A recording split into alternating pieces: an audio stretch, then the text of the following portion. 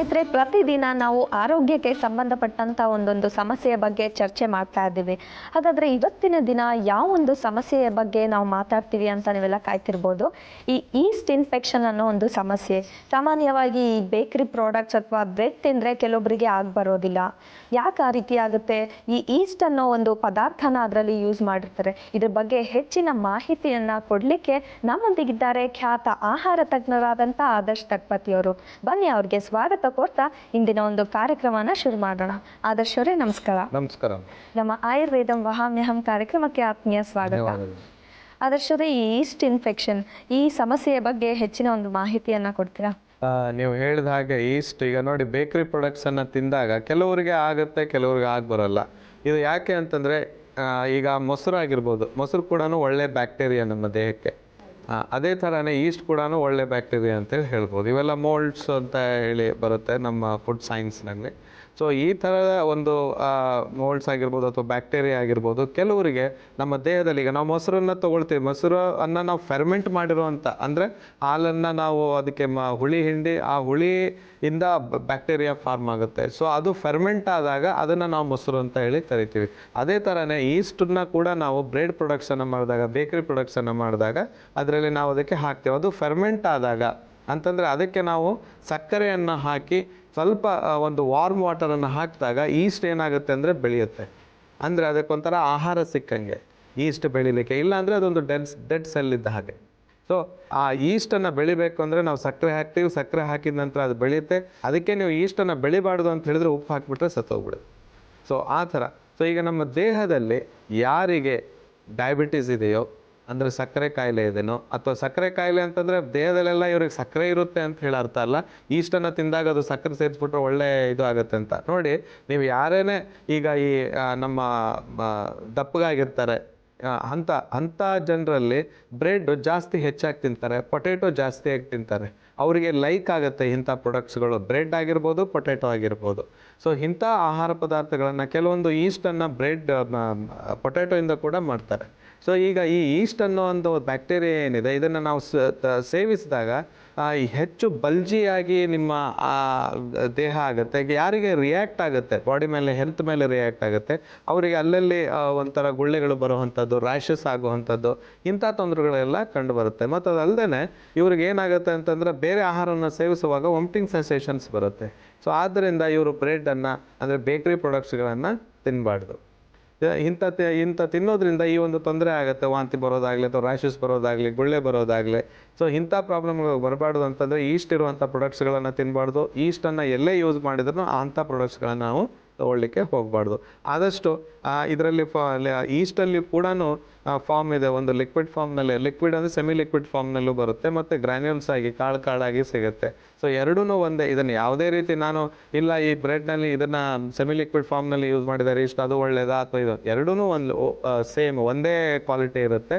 ಆದರೆ ಕೆಲವೊಂದು cold East ಅಂತೀವಿ, ಇನ್ನೊಂದು ಡ್ರೈ ಈಸ್ಟ್ ಅಂತ ಹೇಳ್ತೀವಿ.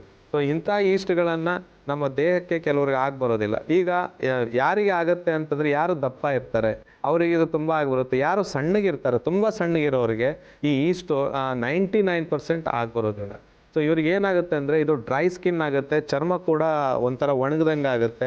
ಅದಲ್ಲದೆ ಒಂಥರ ಈ ಮಶ್ರೂಮ್ಸು ಕೂಡ ಕೆಲವ್ರಿಗೆ ಬರೋದಿಲ್ಲ. ಮಶ್ರೂಮನ್ನು, ಅಣಬೆಯನ್ನು ನಾವು ತಿಂದಾಗ, ಸೊ ಅಣಬೆ ಕೂಡ ಚರ್ಮಕ್ಕೆ ಡ್ರೈನೆಸ್ಸನ್ನು ತರುತ್ತೆ. ಈಸ್ಟ್ ಕೂಡ ಹೆಚ್ಚು ಡ್ರೈನೆಸ್ಸನ್ನು ತಂದುಕೊಡುತ್ತೆ.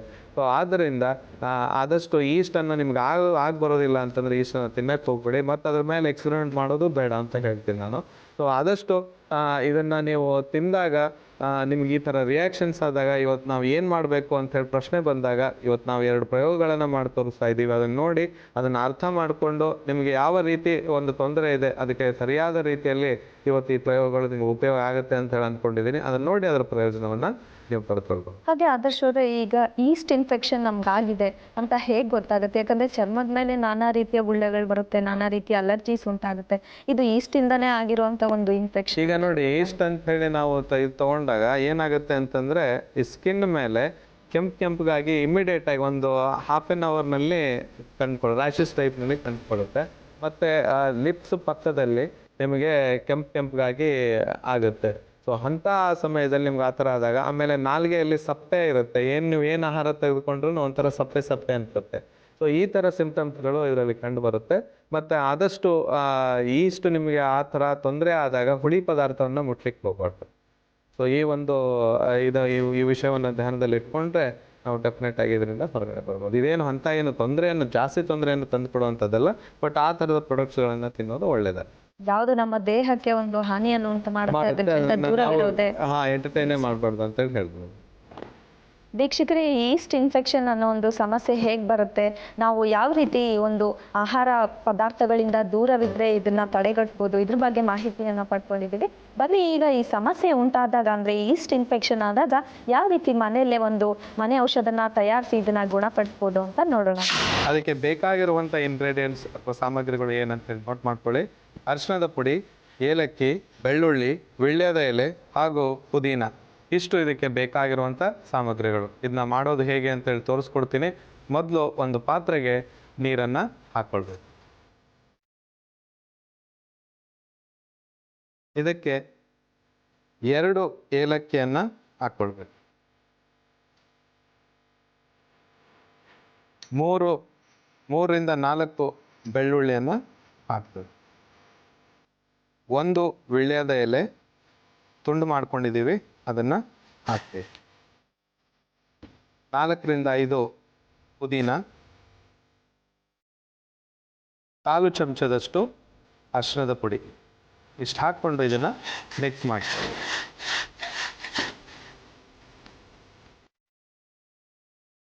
ಈ ಥರ ಇದನ್ನು ಮಿಕ್ಸ್ ಮಾಡ್ಕೊಂಡ್ಮೇಲೆ ಇದನ್ನು ಚೆನ್ನಾಗಿ ಕುದಿಯಲು ಬಿಡ್ಬೇಕು ನಾವು. ಇದು ಕುದ್ದು ಈಗ ಏನು ನಾವು 1 ಗ್ಲಾಸಷ್ಟು ನೀರು ಹಾಕಿರ್ತೀವಿ, ಅದು ಅರ್ಧ ಗ್ಲಾಸ್ ಹಾಕಬೇಕು. ಅದಾದಮೇಲೆ ಇದನ್ನು ನಾವು ಸೋಸ್ಕೊಳ್ಬೇಕು. ಸೋಸ್ಕೊಂಡ ನಂತರ ಇದನ್ನು ಬಿಸಿ ಬಿಸಿಯಾಗಿ ನೀವು ಕುಡಿಬೇಕಾಗತ್ತೆ. ಯಾವಾಗ ಅಂತಂದರೆ, ಈಗ ಮಧ್ಯಾಹ್ನದ ವೇಳೆಯಲ್ಲಿ ನೀವೇನಾದ್ರು ಈ ಈಸ್ಟ್ ಪ್ರಾಡಕ್ಟ್ಸನ್ನು ತೆಗೆದುಕೊಂಡಿದ್ರೆ, ಅಂದರೆ ಬೇಕರಿ ಐಟಮ್ಸ್ಗಳನ್ನು ತಿಂದಿದ್ರೆ, ನಿಮ್ಗೆ ರಿಯಾಕ್ಷನ್ಸ್ ಆದಾಗ ಇಂಥ ಒಂದು ಕಷಾಯವನ್ನು ಕುಡಿಯೋದ್ರಿಂದ ನಿಮಗೆ ತುಂಬ ಉತ್ತಮವಾದಂಥ ಫಲಿತಾಂಶವನ್ನು ನೀವು ಪಡ್ಕೊಳ್ಬೋದು. ಮತ್ತು ಇದನ್ನು ರಾತ್ರಿ ಹೊತ್ತಿನಲ್ಲಿ ಅಥವಾ ಬೆಳಿಗ್ಗೆ ಹೊತ್ತಿನಲ್ಲಿ ನಿಮಗೆ ಯಾವಾಗ ತೊಂದರೆ ಆಗುತ್ತೆ ಆ ಸಮಯದಲ್ಲಿ ಈ ರೀತಿಯಾದಂಥ ಒಂದು ಕಷಾಯವನ್ನು ಮಾಡಿ ಕುಡಿಯೋದ್ರಿಂದ ತುಂಬ ಉತ್ತಮವಾಗಿ ನಿಮಗೆ ಒಂದು ಪರಿಹಾರ ಸಿಕ್ಕಂಗಾಗುತ್ತೆ. ಮತ್ತು ಅದಲ್ಲದೆ ಈ ವೀಳ್ಯದೆಲೆ ಇದರಲ್ಲಿ ಏನು ಕೆಲಸ ಮಾಡುತ್ತೆ ಅಂತಂದರೆ, ಯಾವುದೇ ರೀತಿಯ ಇನ್ಫೆಕ್ಷನ್ಸ್ ನಮ್ಮ ಹೊಟ್ಟೆ ಒಳಗಾದಾಗ ಅರಿಶಿಣ ಮತ್ತು ವೀಳ್ಯದೆಲೆ ಅದನ್ನು ತೆಗೆದು ಹೊರಗೆ ಹಾಕುತ್ತೆ.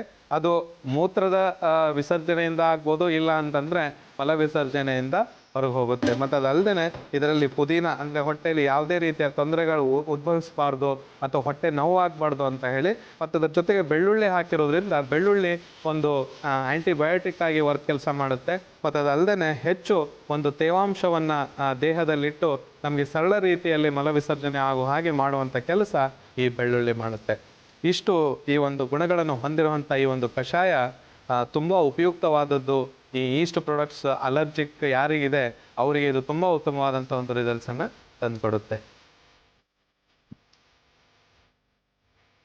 ಇದರಲ್ಲಿ ಏಲಕ್ಕಿಯನ್ನು ಕೂಡ ನಾವು ಹಾಕಿದ್ದೀವಿ. ಏಲಕ್ಕಿಯು ಕೂಡ ಯಾವುದೇ ರೀತಿಯ ಒಂದು ವಾಮಿಟಿಂಗ್ ಸೆನ್ಸೇಷನ್ಸ್ ಬಂದಾಗ ಅದನ್ನು ಸ್ಟಾಪ್ ಮಾಡುವಂಥ ಒಂದು ಕೆಲಸವನ್ನು ಇದು ಮಾಡುತ್ತೆ. ಈಗ ಇದು ಕುದೀತಾ ಇದೆ. ಇದು ಕುದ್ದು ಇಲ್ಲಿ ಈಗ ಒಂದು ಅರ್ಧ ಗ್ಲಾಸ್ನಷ್ಟು ಆಗಿದೆ. ಇದನ್ನು ನಾವೀಗ ಸೋಸ್ಕೊಳ್ಳೋಣ.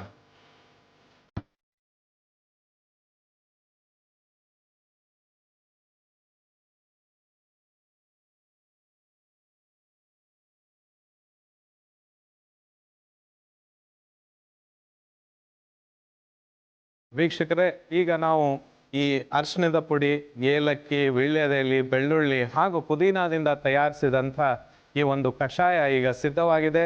ಇದು ಯಾರಿಗೆ ಬೇಕರಿ ಪ್ರಾಡಕ್ಟ್ಸನ್ನು ತಿನ್ನುವಂಥ ವ್ಯಕ್ತಿಗಳಿಗೆ ಅಲರ್ಜಿ ಆಗುತ್ತೋ ಅವರಿಗೆ ತುಂಬ ಉಪಯುಕ್ತವಾದಂಥ ಒಂದು ಕಷಾಯ ಇದಾಗಿದೆ. ಇದನ್ನು ಮನೆಯಲ್ಲಿ ಮಾಡಿ ಪ್ರಯತ್ನಿಸಿ.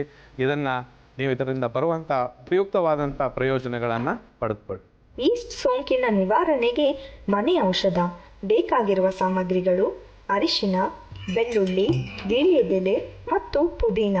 ತಯಾರಿಸುವ ವಿಧಾನ: ಮೊದಲು ಕಾಯಲಿಟ್ಟ ಪಾತ್ರೆಗೆ ನೀರು, ಏಲಕ್ಕಿ, ಬೆಳ್ಳುಳ್ಳಿ, ಕತ್ತರಿಸಿದ ವೀಳ್ಯದೆಲೆ, ಪುದೀನ ಮತ್ತು ಅರಿಶಿನವನ್ನು ಹಾಕಿ ಮಿಕ್ಸ್ ಮಾಡಿ ಚೆನ್ನಾಗಿ ಕುದಿಸಿಕೊಳ್ಳಿ. ನಂತರ ಒಂದು ಲೋಟಕ್ಕೆ ಶೋಧಿಸಿಕೊಂಡರೆ ಈಸ್ಟ್ ಸೋಂಕಿನ ನಿವಾರಣೆಗೆ ಮನೆ ಔಷಧ ಸಿದ್ಧ. ಸ್ನೇಹಿತರೆ, ಈಸ್ಟ್ ಇನ್ಫೆಕ್ಷನ್ ಈ ಒಂದು ಸಮಸ್ಯೆಗೆ ಒಂದು ಸುಲಭವಾದ ಮನೆ ಔಷಧ ಹೇಗೆ ತಯಾರಿಸೋದು ಅಂತ ನೋಡಿದ್ವಿ. ಈಗ ಇದೇ ಸಮಸ್ಯೆಗೆ ಮತ್ತೊಂದು ಮನೆ ಔಷಧ ಇದೆ.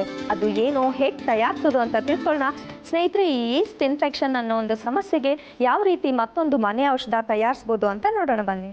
ಅದಕ್ಕೆ ಬೇಕಾಗಿರುವಂಥ ಇಂಗ್ರೀಡಿಯೆಂಟ್ಸ್ ಏನಂತೇಳಿ ನೋಟ್ ಮಾಡ್ಕೊಳ್ಳಿ. ಉಪ್ಪು, ನಿಂಬೆ ರಸ, ಪಪ್ಪಾಯಿ ಎಲೆ, ಬೇವಿನ ಎಣ್ಣೆ ಹಾಗೂ ಕರ್ಪೂರದ ಪುಡಿ. ಇಷ್ಟು ನಾವು ಮಾಡಿ ಇಟ್ಕೊಂಡಿದ್ದೀವಿ. ಇದನ್ನು ಹೇಗೆ ತಯಾರಿಸೋದು ಅಂತೇಳಿ ತೋರಿಸ್ಕೊಡ್ತೀನಿ. ಮೊದಲಿಗೆ ಒಂದು ಪಾತ್ರೆಗೆ ನಾವು ಬೇವಿನ ಎಣ್ಣೆಯನ್ನು ಹಾಕ್ಕೊಳ್ಬೇಕು. 5 ಟೀ ಸ್ಪೂನಷ್ಟು ಬೇವಿನ ಎಣ್ಣೆ,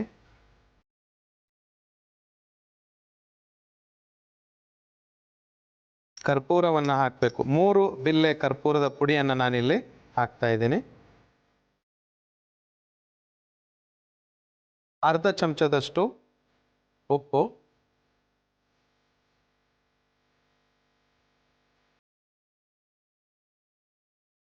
ಅದನ್ನು ಹಾಕೊಂಡ ನಂತರ ಇದನ್ನು ಚೆನ್ನಾಗಿ ಮಿಕ್ಸ್ ಮಾಡ್ಕೊಳ್ಬೇಕು.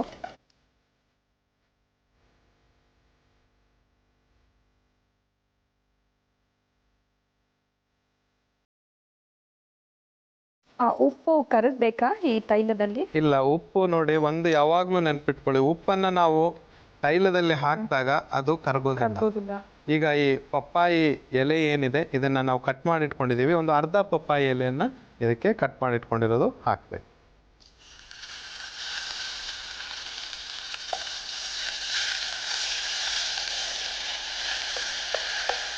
ಇದೇ ಸಮಯದಲ್ಲಿ ನಿಂಬೆಹಣ್ಣಿನ ರಸವನ್ನು, ಒಂದು ಅರ್ಧ ಚಮಚದಷ್ಟು ನಿಂಬೆಹಣ್ಣಿನ ರಸವನ್ನು ಇದಕ್ಕೆ ಹಾಕಬೇಕು.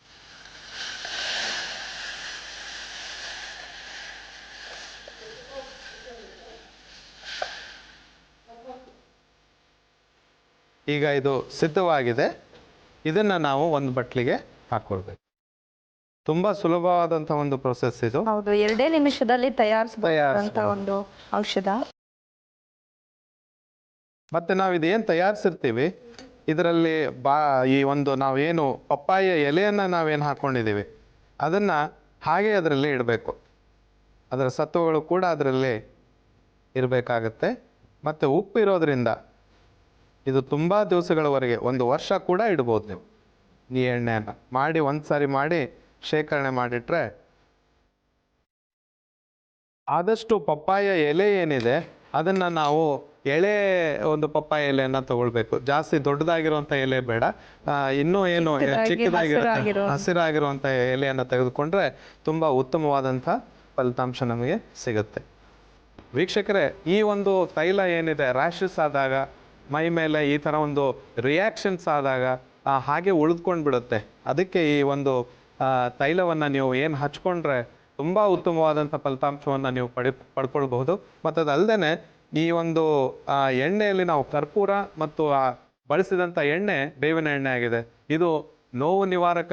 ಮತ್ತು ಅದಲ್ಲದೆ ಕಲೆಗಳಾಗಿದ್ದರೆ ಅದನ್ನು ಹೊರದೋಡಿಸುವಂಥ ಒಂದು ಕ್ರಿಯೆ ಏನಿದೆ ಈ ಉಪ್ಪು, ಕರ್ಪೂರ ಮತ್ತು ಬೇವಿನ ಎಣ್ಣೆ ಮಾಡುತ್ತೆ. ಮತ್ತು ಯಾವುದೇ ರೀತಿ ಇನ್ಫೆಕ್ಷನ್ ಬೆಳೀಲಾರ್ದ ಹಾಗೆ ಈ ನಮ್ಮ ನಿಂಬೆಹಣ್ಣಿನ ರಸ ಅದರಲ್ಲಿ ಆ್ಯಕ್ಟ್ ಆಗುತ್ತೆ. ಸೊ ಇಂಥ ಒಂದು ತುಂಬ ಒಳ್ಳೆಯ ಒಂದು ತೈಲ ಸಿದ್ಧವಾಗಿದೆ. ಇದನ್ನು ಮನೆಯಲ್ಲಿ ಮಾಡಿ ಪ್ರಯೋಜನವನ್ನು ಪಡೆದುಕೊಳ್ಳಿ. ಈಸ್ಟ್ ಸೋಂಕಿನ ನಿವಾರಣೆಗೆ ಮನೆ ಔಷಧ. ಬೇಕಾಗಿರುವ ಸಾಮಗ್ರಿಗಳು: ಉಪ್ಪು, ನಿಂಬೆ ರಸ, ಪಪ್ಪಾಯಿ ಎಲೆ, ಬೇವಿನ ಎಣ್ಣೆ ಮತ್ತು ಕರ್ಪೂರದ ಪುಡಿ. ತಯಾರಿಸುವ ವಿಧಾನ: ಮೊದಲು ಕಾಯಲಿಟ್ಟ ಪಾತ್ರೆಗೆ ಬೇವಿನ ಎಣ್ಣೆ, ಕರ್ಪೂರದ ಪುಡಿ ಹಾಗೂ ಉಪ್ಪನ್ನು ಹಾಕಿ ಮಿಕ್ಸ್ ಮಾಡಿಕೊಳ್ಳಿ. ನಂತರ ಪಪ್ಪಾಯಿ ಎಲೆ ಮತ್ತು ನಿಂಬೆ ರಸವನ್ನು ಹಾಕಿ ಚೆನ್ನಾಗಿ ಕಾಯಿಸಿಕೊಂಡು ಒಂದು ಬಟ್ಟಲಿಗೆ ತೆಗೆದಿಟ್ಟುಕೊಂಡರೆ ಈಸ್ಟ್ ಸೋಂಕಿನ ನಿವಾರಣೆಗೆ ಮನೆ ಔಷಧ ಸಿದ್ಧ. ವೀಕ್ಷಕರೇ, ಈ ಈಸ್ಟ್ ಇನ್ಫೆಕ್ಷನ್ ಅನ್ನೋ ಸಮಸ್ಯೆಗೆ ಮತ್ತೊಂದು ಮನೆ ಔಷಧ ಹೇಗೆ ತಯಾರಿಸೋದು ಅಂತ ನೋಡಿದ್ವಿ. ಈಗ ನಿಮ್ಮ ಸಮಸ್ಯೆಗಳಿಗೆ ಸೂಕ್ತ ಸಲಹೆ, ಸಮಾಧಾನ ನೀಡಲಿದ್ದಾರೆ ಆದರ್ಶ್ ಅವರು. ಆದರೆ ಅದಕ್ಕೆ ಸ್ನೇಹಿತರೆ, ನಮ್ಮ ಈ ಕಾರ್ಯಕ್ರಮನ ಮೆಚ್ಚಿ ಸಾಕಷ್ಟು ಜನ ಪತ್ರಗಳನ್ನ ಬರಿತಾ ಇದ್ದಾರೆ, ಇಮೇಲ್ಸ್ನ ಕಳಿಸ್ತಾ ಇದ್ದಾರೆ, ಕಾರ್ಯಕ್ರಮದ ಪ್ರಶಂಸೆ ಮಾಡ್ತಾ ಹಾಗೆ ಅವರ ಸಮಸ್ಯೆಗಳನ್ನ ಹೇಳಿ ಒಂದು ಸೂಕ್ತ ಪರಿಹಾರನ ಕೂಡ ಕಂಡುಕೊಳ್ತಾ ಇದ್ದಾರೆ. ಹಾಗಾದರೆ ಬನ್ನಿ, ಇವತ್ತಿನ ಕಾರ್ಯಕ್ರಮಕ್ಕೆ ಯಾರು ಪತ್ರಗಳನ್ನ ಕಳಿಸಿ ತಮ್ಮ ಸಮಸ್ಯೆನ ಹೇಳ್ತಾ ಇದ್ದಾರೆ, ಹಾಗೆ ಅವ್ರಿಗೆ ಏನು ಪರಿಹಾರ ಸಿಗುತ್ತೆ ನಮ್ಮ ಆಯುರ್ವೇದದಲ್ಲಿ ಅಂತ ನೋಡೋಣ. ಆದರ್ಶ್ ಅವರೇ, ನಮ್ಮ ಮೊದಲನೇ ಪತ್ರನ ರೂಪಾ ಅನ್ನೋರು ಬೆಂಗಳೂರಿನಿಂದ ಕಳಿಸಿದ್ದಾರೆ. ಹೇಳಿ. ಇವ್ರು ಹೇಳ್ತಾರೆ, ನನಗೆ ಸುಮಾರು 1 ವರ್ಷದಿಂದ ಕಿಬ್ಬೊಟ್ಟೆ ನೋವು ಸಂಭೋಗದ ನಂತರ ಬರುತ್ತೆ. ಹಾಗೆ ಹೊಟ್ಟೆ ನೋವು ಋತುಚಕ್ರದ ಮೊದಲ 2 ದಿನಗಳು ಇರುತ್ತೆ. ನನಗೆ ಮದುವೆಯಾಗಿ 1.5 ವರ್ಷವಾಗಿದೆ. ನನಗೆ ಹೊಟ್ಟೆ ಬೊಜ್ಜು ಕೂಡ ಇದೆ. ಇದನ್ನು ಇಳಿಸಲು ಪರಿಹಾರ ತಿಳಿಸಿ, ಹಾಗೆ ನನ್ನ ಸಮಸ್ಯೆಗೆ ಕೂಡ ಪರಿಹಾರ ಹೇಳಿ ಅಂತ ಕೇಳ್ತಿದ್ದಾರೆ. ನೋಡಿ, ಈಗ ಇದು ಬೊಜ್ಜು ಇಳಿಸುವಿಕೆ ಅನ್ನೋದು ಏನಿದೆ, ಇದು ಒಂದು ಮೈಂಡ್ ಸೆಟಪ್ ಅಂತ ಹೇಳಿ ನನ್ನ ಹಿಂದಿನ ಸಂಚಿಕೆಗಳಲ್ಲಿ ಕೂಡ ನಾನು ಹೇಳಿದ್ದೀನಿ. ಒಂದು ಮೈಂಡ್ ಸೆಟಪ್ ಇರಬೇಕು. ನಾನು ಬೊಜ್ಜನ್ನು ಕರಗಿಸ್ತೀನಿ, ನಾನು ಮಾಡ್ತೀನಿ. ಎಕ್ಸಸೈಸಸ್ ಇದಕ್ಕೆ ಮುಖ್ಯವಾಗಿ ಬೇಸ್ ಆಗುತ್ತೆ. ಮತ್ತು ಅದಲ್ಲದೆ ಆಹಾರವನ್ನು ನಾವೇನು ತೊಗೊಳ್ತೀವಿ, ಸ್ವಲ್ಪ ಲಿಮಿಟೆಡ್ ಫಾರ್ಮ್ನಲ್ಲಿ ಹೆಚ್ಚು ಕಬ್ಬಿನಾಂಶ ಇರಲಾರ್ದಂಥ ಆಹಾರಗಳನ್ನು ತೆಗೆದುಕೊಳ್ಳೋದು ತುಂಬ ಉತ್ತಮವಾದಂಥ ರಿಸಲ್ಟ್ಸನ್ನು ತಂದುಕೊಡುತ್ತೆ. ಮತ್ತು ಅದಲ್ಲದೆ ಈಗ ಅವ್ರಿಗೆ ಏನೋ ಅದೊಂದು ತೊಂದರೆ ಆಗ್ತಾಯಿದೆ, ಸಂಭೋಗ ನಂತರದಲ್ಲಿ ಕಿಬ್ಬೊಟ್ಟೆಯಲ್ಲಿ ಅದು ಏನು ತೊಂದರೆ ನೋವು ಕಾಣಿಸ್ತಾ ಇದೆ, ಅದಕ್ಕೆ ಡೈಲಿ ಬೆಳಿಗ್ಗೆ ಇವರು ಒಂದು ಸ್ವಲ್ಪ ಈ ಅಲೋವೆರಾ ಇರುತ್ತಲ್ಲ, ಅಲೋವೆರಾ ಅಂತಂದರೆ ಲೋಳೆ ರಸವನ್ನು 1 ಸ್ಪೂನ್ನಷ್ಟು ಇವರು ಹಾಲಿನಲ್ಲಿ 1 ಸ್ಪೂನ್ನಷ್ಟು ಹಾಲಿನಲ್ಲಿ ಅದನ್ನು ಮಿಕ್ಸ್ ಮಾಡ್ಕೊಳ್ಬೇಕು. ಅದೊಂದು ಟೇಬಲ್ ಸ್ಪೂನಷ್ಟು ಆಗುತ್ತೆ. ಸೊ ಅದನ್ನು ಅವರು ಡೈಲಿ ಆ ಒಂದು ಸಮಯದಲ್ಲಿ ಏನು ಇವರಿಗೆ ತೊಂದರೆ ಆಗ್ತಾ ಇದೆ ಆವಾಗ ತೆಗೆದುಕೊಂಡ್ರೆ ಒಂದು 3 to 4 days ಕಂಟಿನ್ಯೂಸ್ ಆಗಿ ತೆಗೆದುಕೊಂಡ್ರೆ ಯಾವ ರೀತಿಯ ತೊಂದರೆಗಳು ಮುಂದೆ ಕಂಡು ಬರಲ್ಲ ಅಂತ ಹೇಳಿ. ರೂಪಾ ಅವರೇ, ನೀವು ಕೇಳಿದಂಥ ಸಮಸ್ಯೆಗೆ ಸೂಕ್ತ ಪರಿಹಾರ ಸಿಕ್ಕಿದೆ ಅಂತ ಭಾವಿಸ್ತೀವಿ. ಬನ್ನಿ ಸ್ನೇಹಿತರೆ, ನಮ್ಮ ಮುಂದಿನ ಪತ್ರನ ಯಾರು ಕಳಿಸಿದ್ದಾರೆ, ಅವ್ರಿಗೆ ಏನು ಸಮಸ್ಯೆ ಇದೆ ಅಂತ ನೋಡೋಣ. ದೇವಕಿ ಅನ್ನೋರು ಬೆಂಗಳೂರಿನಿಂದ ಪತ್ರ ಬರೆದಿದ್ದಾರೆ. ಇವರು ಹೇಳ್ತಾರೆ, ನನಗೆ 33 ವರ್ಷ. ನನಗೆ 1.5 ವರ್ಷದಿಂದ ಕತ್ತಿನ ಬಲಭಾಗ ಮತ್ತು ಬಲಭುಜ ತೋಳಿನವರೆಗೂ ನೋವು ಆಗ್ತಾ ಇರುತ್ತೆ. ಆಯುರ್ವೇದ ಔಷಧಿ ತೆಗೆದುಕೊಳ್ತಾ ಇದ್ದೇನೆ. ಹಾಗೆ ವಾಯುವಿಗೆ ಅಂತ ಔಷಧಿ ಕೊಟ್ಟಿದ್ದಾರೆ. ಔಷಧಿ ತೆಗೆದುಕೊಂಡಾಗ ನೋವು ಇರುವುದಿಲ್ಲ, ಮತ್ತೆ ಅದು ಮರುಕಳಿಸುತ್ತೆ ಅಂತ ಹೇಳ್ತಿದ್ದಾರೆ. ಇದಕ್ಕೆ ಏನು ಮಾಡಬೇಕು, ದಯವಿಟ್ಟು ಪರಿಹಾರ ತಿಳಿಸಿ ಅಂತ ಕೇಳ್ತಿದ್ದಾರೆ. ನೋಡಿ, ಯಾವ್ಯಾವ ವ್ಯಕ್ತಿಗಳು ನಿಮ್ಗೆ ಈ ರೀತಿಯ ತೊಂದರೆಗಳಾದಾಗ ಒಂದು ನೆನಪಿಟ್ಕೊಳ್ಳಿ, ಮೈಯಲ್ಲಿ ದೇಹದಲ್ಲಿ ಯಾವುದೇ ರೀತಿಯ ಪೇನ್ಗಳು ಬಂದಾಗ ಇದಕ್ಕೆ ಟ್ಯಾಬ್ಲೆಟ್ಸನ್ನು ತಗೊಂಡ್ರೆ, ಆಯುರ್ವೇದದಲ್ಲಿ ಆಗಿರ್ಬೋದು, ಎಲೋಪತಿ ಆಗಿರ್ಬೋದು, ಹೋಮಿಯೋಪತಿ ಆಗಿರ್ಬೋದು, ಇದನ್ನು ನೀವು ಟ್ಯಾಬ್ಲೆಟ್ಸನ್ನು ತಗೊಂಡ್ರೆ ಡೆಫಿನೆಟ್ ಆಗಿ ಹೋಗೋದಿಲ್ಲ. ಈ ಮಸಲ್ ಕ್ಯಾಚನ್ನು ರಿಲೀಸ್ ಮಾಡೋದಕ್ಕೆ ಒಂದೇ ಔಷಧಿ ಏನಪ್ಪ ಅಂತಂದರೆ ಮಸಾಜ್. ಈ ಮಸಾಜನ್ನು ನೀವು ಮಾಡಿಕೊಂಡ್ರೆ ಕರೆಕ್ಟಾಗಿ ಅದನ್ನು ಮೃದುವಾಗಿ ಮಸಾಜ್ ಮಾಡಬೇಕು. ಜಾಸ್ತಿ ಎಳೆದು ಒಂಥರ ಆ ಥರ ನೀವು ಈ ಕೇರಳ ಆಯುರ್ವೇದಿಕ್ ಮಸಾಜ್ ಕೇಂದ್ರದಲ್ಲಿ ಹೋದರೆ ಸಿಕ್ಕಾಪಟ್ಟೆ ಎಲ್ಲ ಎಳೆದುಬಿಟ್ಟು ಅದನ್ನು ಒಂದು 10-15 ದಿವಸದವರೆಗೆ ಅದು ಚೆನ್ನಾಗಿ ಅನಿಸುತ್ತೆ. ನಂತರ ಆ ಪೇನ್ ಮತ್ತೆ ಉದ್ಭವಿಸುತ್ತೆ ಅಂತೇಳಿ ಹೇಳ್ಬೋದು. ಕೆಲವೊಂದಕ್ಕೆ ಕರೆಕ್ಟಾಗಿ ಈಗ ಆಯುರ್ವೇದದಲ್ಲಿ ಕೇರಳದ ಒಂದು ಏನು ಇದು ಇದೆ, ಆ ಪದ್ಧತಿಗಳಿದೆ, ಅದು ಕೆಲವೊಂದಕ್ಕೆ ಮಾತ್ರ. ಅಂದರೆ ಬ್ಯಾಕ್ ಪೇನ್, ಈಗ ನಮ್ಮ ಏನು ಎಲುಬು ಮಣಿಗಳಿರ್ತವೆ ಆ ಒಂದು ಇದಕ್ಕೆ ಅದು ಸೂಕ್ತವಾಗುತ್ತೆ. ಆದರೆ ಈ ಸ್ನಾಯು ನೋವುಗಳು, ಮಸಲ್ ಸ್ಕ್ಯಾಚ್ಗಳಿಗೆ ಟ್ಯಾಬ್ಲೆಟ್ಸ್ಗಳು ಎಂದೂ ಹೆಲ್ಪ್ ಆಗೋದಿಲ್ಲ. ಇದಕ್ಕೆ ಒಂದೇ ಒಂದು ಪರಿಹಾರ ಏನಪ್ಪ ಅಂತಂದರೆ ನೀವು ಆಯಿಲ್ ಮಸಾಜನ್ನು ಮಾಡ್ಕೊಳ್ಬೇಕಾಗುತ್ತೆ. ಇದಕ್ಕೆ ಸೂಕ್ತವಾದಂಥ ಔಷಧಿ ಏನು ಅಂತಂದರೆ ನೀಲಗಿರಿ ಎಣ್ಣೆಯಲ್ಲಿ ಕರ್ಪೂರವನ್ನು ಮಿಕ್ಸ್ ಮಾಡಿ ಬಿಸಿ ಮಾಡಿ ಆ ಎಣ್ಣೆಯನ್ನು ನೀವು ಹಚ್ತಾ ಬರಬೇಕು. ಇದನ್ನು ರಾತ್ರಿ ಮಲಗೋಕ್ಕಿಂತ ಮುಂಚೆ ಒಂದು ಸಾರಿ ಮಾಡ್ಕೊಂಡು ನೀವು ಮಲ್ಕೊಂಡ್ರೆ ಇದು ಒಂದು ಕ್ರಮೇಣವಾಗಿ 15ರಿಂದ 20 ದಿವಸ ಮಾಡ್ತಾ ಬಂದರೆ ಕ್ರಮೇಣವಾಗಿ ಕಡಿಮೆ ಆಗುವಂಥ ಒಂದು ಇದು ಔಷಧಿ ಅಂತೇಳಿ ಹೇಳ್ಬೋದು. ಮತ್ತು ಆದಷ್ಟು ನೀವು ಯಾವುದೇ ರೀತಿಯ ಒಂದು ಮಸಲ್ ಸ್ಕ್ಯಾಚ್ ಆದಾಗ ಡಾಕ್ಟರ್ಸ್ ಹತ್ರ ಹೋಗ್ಬಿಟ್ಟು ನನಗೆ ಈ ಥರ ಆಗಿದೆ ಅಂತ ಹೇಳ್ಬಿಟ್ಟು ಅದಕ್ಕೊಂದು 50 ಟ್ಯಾಬ್ಲೆಟ್ ತೊಗೊಂಡು ಅದನ್ನು ಕಂಟಿನ್ಯೂ ಮಾಡಿಕೊಂಡು ಅದಕ್ಕೆ ಅಡಿಕ್ಟ್ ಆಗಿ ಈ ಥರ ಮಾಡ್ಕೊಳ್ಳೋದು ಒಳ್ಳೆಯದಲ್ಲ ಅಂತೇಳಿ ಹೇಳ್ಬೋದು. ದೇವಕಿ ಅವರೇ, ನೀವು ಕೇಳಿದಂಥ ಸಮಸ್ಯೆಗೆ ಕೂಡ ಪರಿಹಾರ ದೊರೆತಿದೆ ಅಂತ ಭಾವಿಸ್ತೀವಿ. ವೀಕ್ಷಕರೇ, ನೀವು ಕೂಡ ನಿಮ್ಮ ಸಮಸ್ಯೆಗಳನ್ನ ಹಂಚ್ಕೊಳ್ಬೋದು ಪತ್ರಗಳ ಮೂಲಕ ಅಥವಾ ಇಮೇಲ್ಸ್ಗಳ ಮೂಲಕ. ಇಮೇಲ್ಸ್ ಕಳಿಸ್ಬೇಕಾದ್ರೆ ವಿಳಾಸ ನೋಟ್ ಮಾಡ್ಕೊಳ್ಳಿ, ayurveda@zenetwork.com. ಮತ್ತೊಮ್ಮೆ ಹೇಳ್ತೀವಿ, ayurveda@zenetwork.com. ಹಾಗೆ ಆದರ್ಶ್ ಅವರೇ, ಇಂದಿನ ಸಂಚಿಕೆಗೆ ಬಂದು ನಮಗೆ ಈ ಈಸ್ಟ್ ಇನ್ಫೆಕ್ಷನ್ ಅನ್ನೋ ಒಂದು ಸಮಸ್ಯೆಯ ಬಗ್ಗೆ ಸಾಕಷ್ಟು ಮಾಹಿತಿಯನ್ನು ಕೊಟ್ಟಿದ್ದೀರಾ. ಇದನ್ನು ಹೇಗೆ ತಡೆಗಟ್ಟೋದು ಇದ್ರ ಬಗ್ಗೆ ತಿಳಿಸ್ಕೊಟ್ಟಿದ್ದೀರಾ. ತುಂಬ ಧನ್ಯವಾದಗಳು. ನಾಳಿನ ಸಂಚಿಕೆಯಲ್ಲಿ ಇನ್ನಷ್ಟು ಮಾಹಿತಿಯನ್ನು ನಿಮ್ಮಿಂದ ಪಡೀಲಿಕ್ಕೆ ಇಷ್ಟಪಡ್ತೀವಿ. ಅಲ್ಲಿವರೆಗೂ ನಮಸ್ಕಾರ. ನಮಸ್ಕಾರ ವೀಕ್ಷಕರೇ, ಇಂದಿನ ಸಂಚಿಕೆ ಸಾಕಷ್ಟು ಉಪಯೋಗಕಾರಿಯಾಗಿತ್ತು ನಿಮಗೆಲ್ಲ ಅಂತ ಭಾವಿಸ್ತೀವಿ. ನಾಳಿನ ಸಂಚಿಕೆಯಲ್ಲಿ ಮತ್ತೊಂದು ಹೊಸ ವಿಷಯದ ಬಗ್ಗೆ ಚರ್ಚೆ ಮಾಡೋಣ, ಇನ್ನಷ್ಟು ಮಾಹಿತಿಯನ್ನು ತಿಳ್ಕೊಳ್ಳೋಣ. ಅಲ್ಲಿವರೆಗೂ ನಮಸ್ಕಾರ.